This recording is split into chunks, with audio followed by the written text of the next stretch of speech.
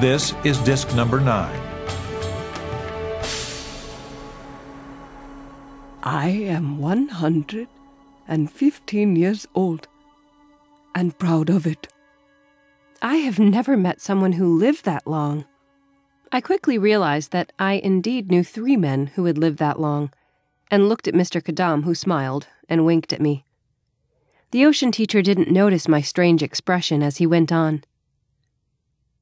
If a man wishes to do a thing and has enough passion to find a way, he will achieve it. I wished to live a long life. Mr. Kadam stared thoughtfully at the monk for a moment and said, I am older than I seem as well. I am humbled by you, sir. The ocean teacher turned and clasped Mr. Kadam's hand. His eyes twinkled with mirth.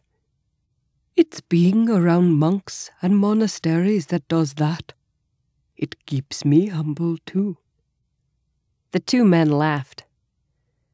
We followed him through winding gray corridors to a large room with a smooth stone floor and a large polished desk. He indicated we should sit as we passed a comfortable lounging area. We all sank into soft upholstered chairs as the ocean teacher pulled up a plain wooden chair that had been hidden behind his desk and sat to talk with us. When I asked if he would prefer a more comfortable chair, he replied, The more uncomfortable my chair is, the more likely I will get up and keep busy doing things that need doing. Mr. Kadam nodded and began, Thank you for agreeing to meet with us. The monk grinned.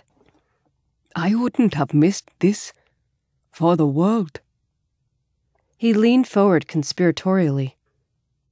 I must admit, I've been curious to know if the tiger's quest would happen in this lifetime. Now that I think of it, I was born near the city of Taxer, which translated means roaring tiger. Perhaps it was my destiny all along to be the one to meet those who are to journey on this quest. Mr. Kadam asked excitedly, You know of our quest? Yes.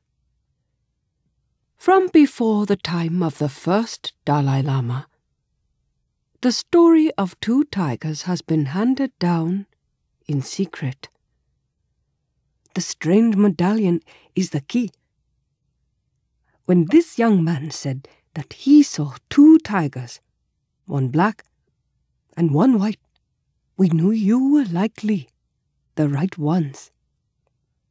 Others have seen the cat and often identify the white tiger, but no one has identified the black cat as a tiger. And certainly no one has spoken of the line down the middle being linked to the divine weaver. That's how we knew it was you. I ventured. So, you can help us then?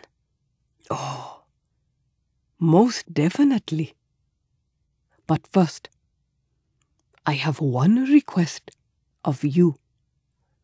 Mr. Kadam smiled magnanimously. Of course. What may we do for you? Can you tell me about the tigers? I know of the place you seek and how to advise you, but the tigers were never explained. And the place in the quest was held in deepest secret. Is this something you know of? Kishan, Mr. Kadam and I looked at each other for a moment. Kishan raised an eyebrow and Mr. Kadam slightly nodded. Mr. Kadam asked, Is this room secure? Yes, of course. Mr. Kadam and I both turned to Kishan. He shrugged his brawny shoulders, stood up, and morphed into his tiger form. The black tiger blinked his golden eyes at the monk and growled softly, then sat on the floor beside me. I leaned over to scratch his sooty ears. The ocean teacher sat back in the chair with surprise. Then he rubbed his bald head and laughed with glee. Thank you for trusting me with this amazing gift. Kishan changed back into a man and sat down in the chair again. I wouldn't exactly call it a gift. Ah? And what would you call it? I'd call it a tragedy. There's a saying in Tibet, tragedy should be utilized as a source of strength. The monk sat back in his chair and touched a finger to his temple. Instead of wondering why this has happened, perhaps you should consider why this has happened to you. Remember that not getting what you want is sometimes a wonderful stroke of luck. He turned his attention hopefully to me. And what of the white tiger? I spoke. The white tiger is Kishan's brother, Ren, who has been captured by an enemy. He tilted his head, considering. One's enemy is often the best teacher of tolerance. And what of you, my dear? How do you fit into this quest? I raised my hand, turned, and let the power bubble up inside me. It flowed through my hand, and I aimed for the flower sitting in a vase on his desk. My hand sparkled, and a pinpoint of white light surged toward the flower.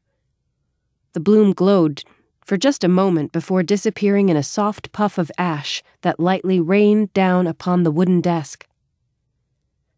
I am the central line of the tiger medallion, the warp. My role is to help free the two tigers. I indicated the quiet man on my right, and Mr. Kadam is our guide and mentor. The ocean teacher did not seem shocked by my power. Happy as a little boy on Christmas morning, he clapped his hands together. Good. Wonderful. Now let me help you with what I can. He rose, took the tiger medallion from around his neck, where it had laid hidden in his voluminous robe, and pushed it into a slot near his bookshelf. A narrow cupboard opened, from which he took out an ancient scroll preserved in glass and a vial filled with a green, oily substance. He indicated we should step closer. As we circled his desk, he carefully turned the glass containing the ancient scroll to display what was inside. This scroll has existed for centuries and lists the signs associated with the tiger medallion and those who come to claim it. Tell me, what do you know of your quest already? Mr. Kadam showed him the translation of the prophecy.